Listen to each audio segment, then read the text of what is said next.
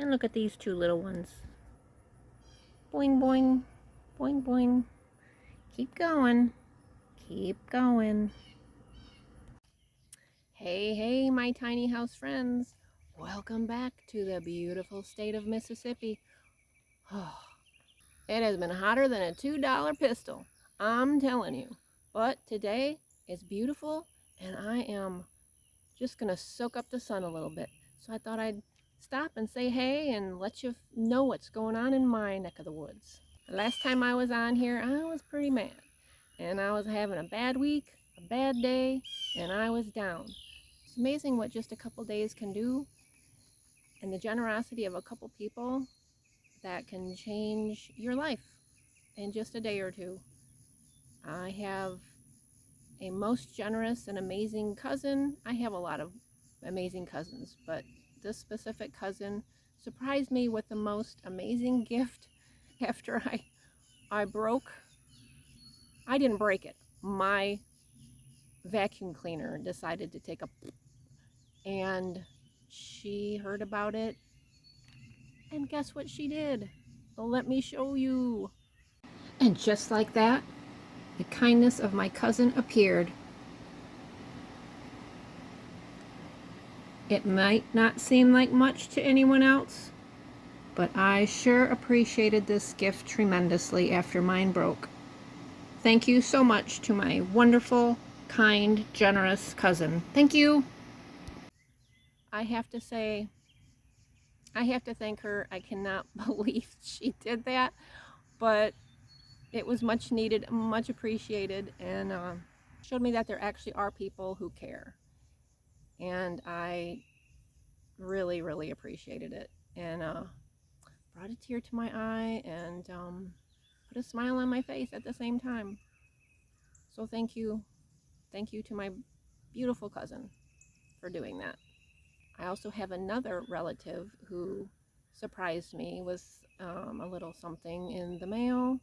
When I opened it up, I couldn't believe it. And I don't know if this person wants me to say anything or who it was, so I just, this person knows who they are, so I also want to say thank you to them, to this person, because I, I, I just can't believe it. I've never asked anybody for anything, but for them to just send me something out of the blue, it was much appreciated and just made my day. I couldn't believe it. So thank you to all who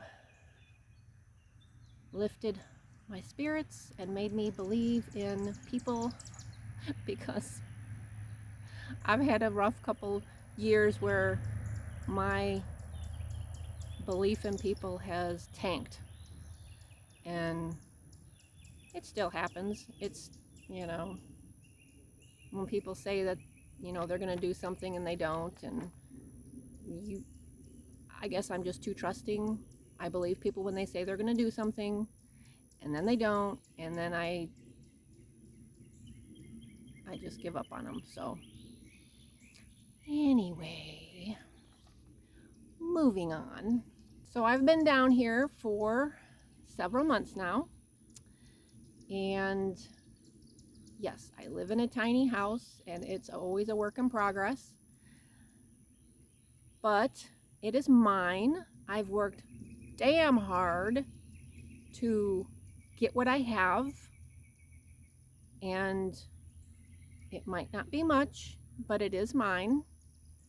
And you know, I could sit and look at my house inside. I'm walking around and I think this is tiny, and you drive around when you're driving around and you see these nicer houses, you see these big houses, and you can start thinking, I've done something wrong in my life. Look at that beautiful house. How come I don't have that? And you can go on and on and on and start getting down. Or you can look at what you have and realize that you've worked hard for it, and are you happy there? Why would I need a huge house with those huge bills and a lot of cleaning? Like, think that living in a smaller house with smaller bills suits me just fine. I don't need all that headache. I don't need all of that. Yeah, it's pretty and it's beautiful, but try to be content with what you have and appreciate what you have. That's what I'm trying to do every day. And I am perfectly happy and content with living in a 480 square foot house with a loft. I'm fine with it. I am beautiful. This is my house the day it was delivered. And yes, it sounds like I had a baby. And in a way, it is my baby. But it's mine, all mine.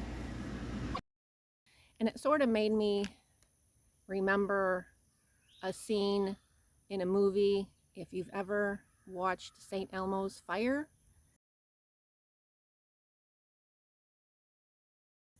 back in the day, yes, St. Elmo's Fire, with Demi Moore, Rob Lowe. There was a scene with the character Wendy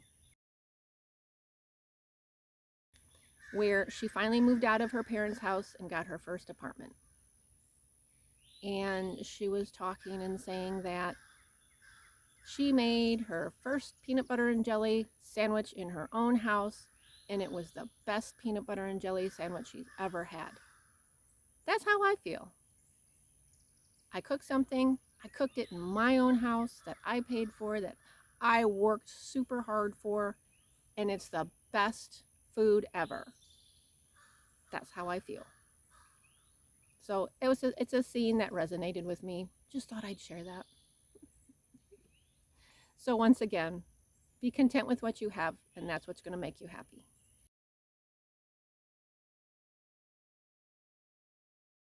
Always remember, a day without laughter is a day wasted.